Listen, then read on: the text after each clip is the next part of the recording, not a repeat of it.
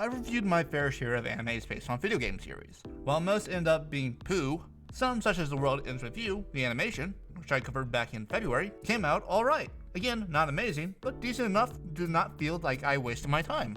But that is coming from a perspective of someone who hasn't played the corresponding game. So today, I'm going to be running through a few animes based on some of my favorite video game series, and run them through their paces, as well as give general keys to not completely crapping the bed before your series even gets started. For those curious, the series up for rating in this video will be Persona 5, the animation, Persona 4, the golden animation, Danganronpa, the animation, Ace Attorney, and Danganronpa 3.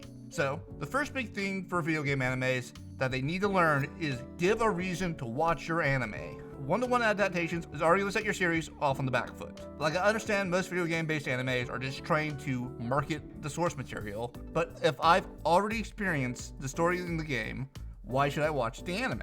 Answering that question is key to getting your anime started off on the right foot. 2020's Magia Record, for example, answers this by being an adaptation of a discontinued mobile game, so latecomers can still experience that story. Persona 4 the animation, while not actually being on the Funimation site, gives a glow up to the PS2 games, meaning its fans can come and see their favorite moments in action. Another route you can do to give a reason is being a prequel or a continuation of a series like Danganronpa 3, or adding in anime-only content such as Ace Attorney. All of this can help provide a reason to seek out your anime.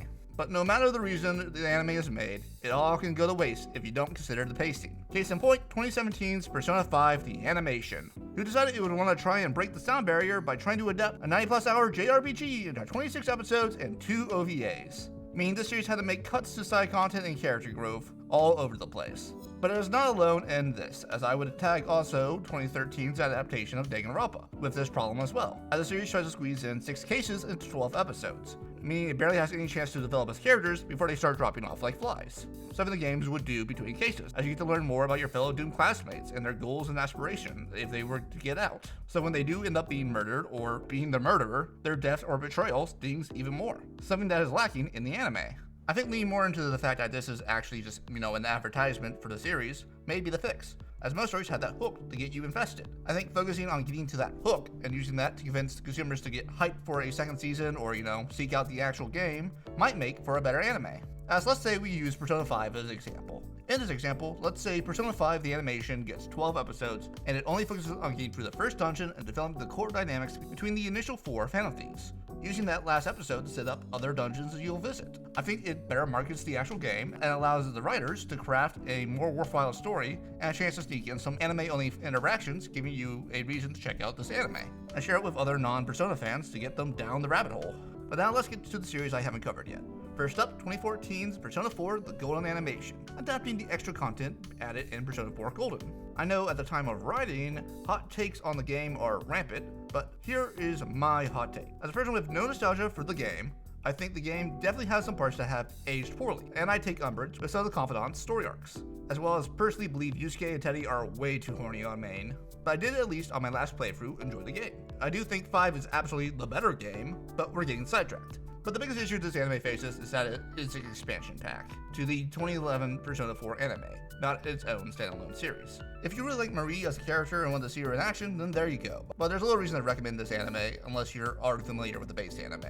There are some fun additions, but it's purely supplemental. Next is 2016's Ace Attorney. It's fine. It's a one-to-one adaptation, and I've already played the original trilogy. I enjoy some of the anime-only content, especially seeing Ashworth as a kid, but I feel the anime lacks the same charm that the games have, as well as not being as well-paced. Overall fine, check it out if you want to see your favorite moments in motion. Maybe if you have no familiarity with the original series, you may enjoy your time, but I would recommend playing the series over watching it.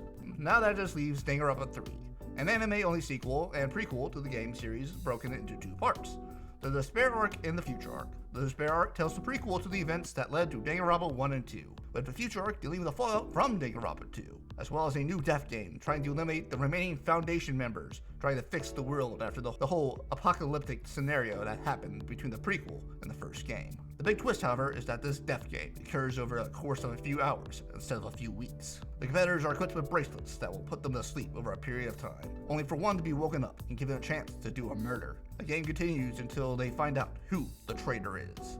While I do give credit for trying something new in the series fails in execution. Majority of the new cast amounts to very little besides bodies to kill off in interesting ways. I also take umbrage with the reason the murders happen. Spoiler alert, it's hypnosis, and I really hate how most animes use hypnosis. Like, I can suspend some disbelief, but even if you believe hypnosis is something that can actually be done, it is meant to encourage people to do something they would already want to do, not make them do whatever you want like they're some kind of puppet. Of the two halves, I believe the despair arc is the better part, as it gives a story of what happened before the games, as well as gives some fan service to seeing some of your favorites from Danganronpa 2 interacting outside of a death game. Plus, the finale may give some Danganronpa 2 fans a shot of happiness. But as a whole, the death game portion of the series drags the prequel down as a complete package. Thus, I found the series middling at best and a lackluster resolution to the plots of 1 and 2. So, in summary, Persona 5 the animation isn't worth watching. Danganronpa the animation isn't worth watching. Persona 4 the golden animation isn't worth watching unless you're a Marie stan. Ancient Journey may be worth watching if you're a fan, and Danganronpa 3 is only worth watching if you are a fan. Those are my rulings. Subscribe to me.